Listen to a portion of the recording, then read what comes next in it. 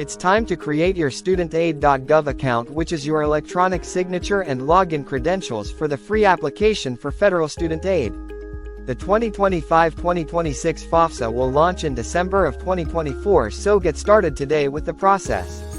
The FAFSA has undergone the first major redesign in over 40 years with the goal of making applying for federal student aid easier for students and parents.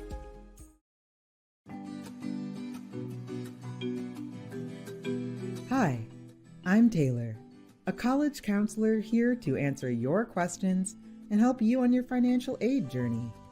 Wondering why you and your contributors need your own StudentAid.gov accounts? When it's time to complete the free application for federal student aid, or FAFSA form, you and your contributors will use your StudentAid.gov accounts to access and complete the FAFSA form online. A StudentAid.gov account contains verified personal information, which confirms that the person creating the account is who they say they are. This means that each StudentAid.gov account can only link to one person, and that you can't share an account with any of your contributors.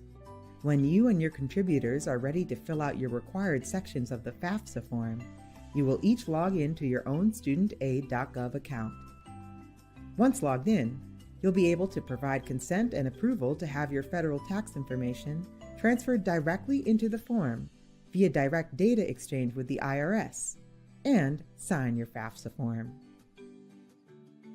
Remember, without participation, consent and approval, and a signature from all contributors on your FAFSA form, you won't be eligible for federal student aid.